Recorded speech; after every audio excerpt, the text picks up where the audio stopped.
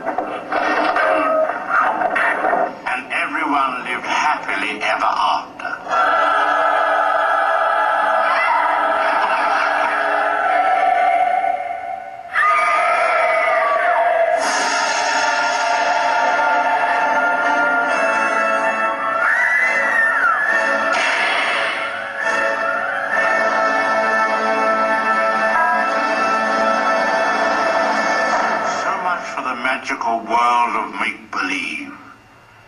Now for some grim realities.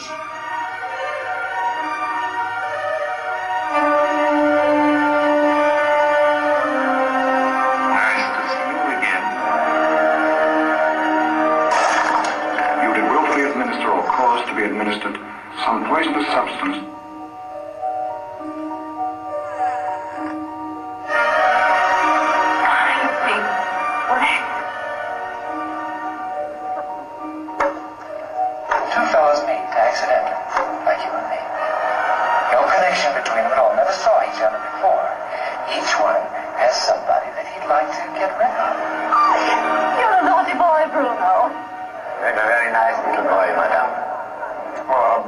Best friend is his mother.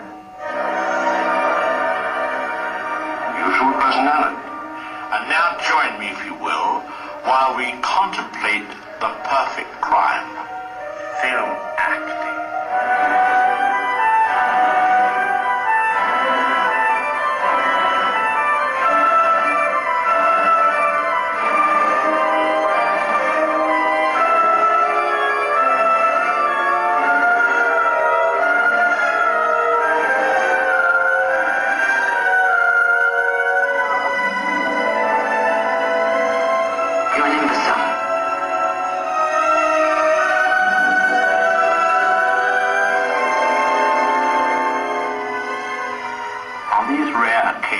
When we become mortal and more sentimental, please bear with us. After all, we are dealing with a mass audience in a commercial medium. This is a very strange phenomenon. Maybe the fact that you don't love me.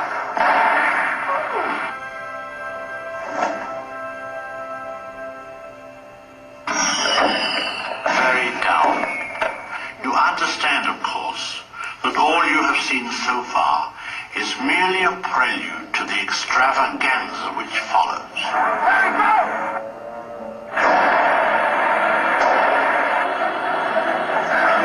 Madam, some of our audience are having difficulty in seeing.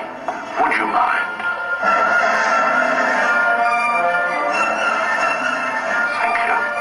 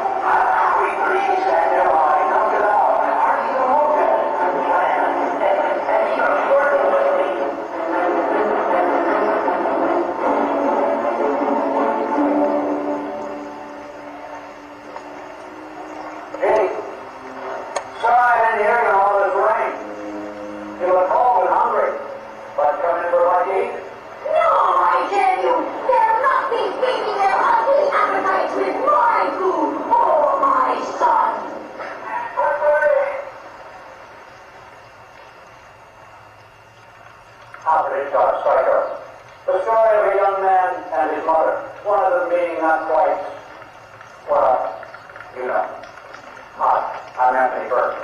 As you may recall, I played the role of Norman Bates in what became the most famous of all of Hitchcock's films. Hitch was a master storyteller. He loved to make movies that would keep an audience in his total control. He would lead them down a path of expectations, only to suddenly send them off in an entirely new direction. This was known as the plot twist, and Psycho was its premier example. Now combine this with the photography, the editing, the soundtrack, and all the other technical elements, the final result was just as Hitchcock planned. To hear the audience scream. Now, for example, if Mr. Hitchcock had Janet come across this lonely place in broad daylight, it would have been one thing. But of course, he made it not. And naturally, the night was rather foggy, windy, and of course, there was that rain. And let's have a little light. The perfect, dark, foreboding night. And so, this little set, gathered around. Janet decides to get some of that road dirt off and take a shower. That was Janet's big mistake. You see, Psycho grew out of Hitchcock's TV series that featured the twist ending. In Psycho, the twist was that Norman and his mother were actually the same person. Psycho was based on a real murder case. Years later, they made a much more graphic film based on the same case. It was called the Texas Chainsaw Massacre. But Hitchcock felt the violence of the crime was just too horrible. Next, he had to decide what to do with the knife. Even in black and white, hacking someone up with one of these is not a perfect picture. So he decided to use the camera instead of the knife. He shot this 3-minute sequence with 78 separate camera angles. Then Hitch edited the shots in rapid sequence so that he was able to create the violence of the vicious attack without the knife ever once piercing the skin. By the way, there's one thing I would like to clear up. I didn't do it. Honest, I was in New York rehearsing a play. They used to stand in to play him on the shower scene. In fact, they had to blacken her face so the camera didn't pick up her features. But anyway, let's show you a taste of what great filmmaking is all about. Welcome to the Psycho Theater. What you see here are replicas of parts of the set used in the making of Psycho, Alfred Hitchcock's masterpiece of terror and suspense. Take this model of the Psycho house. The original house was scaled down in size to strengthen the evil and threatening look of Anthony Perkins' character. Alfred Hitchcock was also a master of camera movement. He often designed sets so that sections could easily be used to allow the camera to follow the action of the scene. This is a model set used in the filming in the classic shower scene in Psycho. These are called wall walls. Crew members called grips would open the wall windows to allow the camera to move through the set. This allowed the audience to follow the killer, opens the bathroom door, and quietly cuts up. Alfred Hitchcock was also a master of illusion. Take this razor-sharp knife right now. Speaking of illusions, here's an interesting bit of trivia. Because Psycho was filmed in black and white, the red stage light used in the classic shower scenes looked gray on film, so he found a more realistic looking substitute, chocolate syrup. So you see, Alfred Hitchcock was able to create the illusion of a violet nightcap through the use of clever camera angles, editing, and... Stop clearing my secrets! Stop it now, I tell you! Oh, don't worry, Bob. It took Sir Alfred 7 full days with a 40-person crew to shoot this one scene. And there's no way we could reveal all the master secrets in the time we have. Maybe the best thing we could do is just play Hitchcock's scene exactly as he shot it. Ready? Here it is, in its entirety. Alfred Hitchcock's most powerful scene. The scene that drove thousands to sponge baths.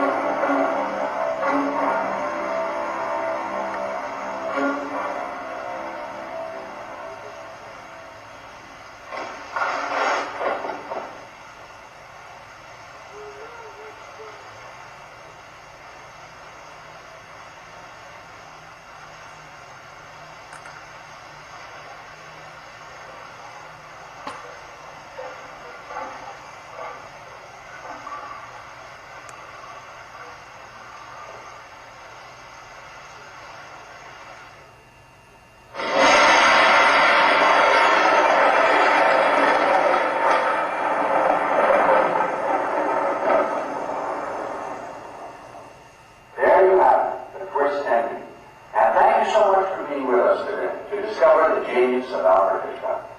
Beyond those doors lie more of Alfred Hitchcock's secrets and some special effects that you can photograph yourselves. But remember, watch out for the twins.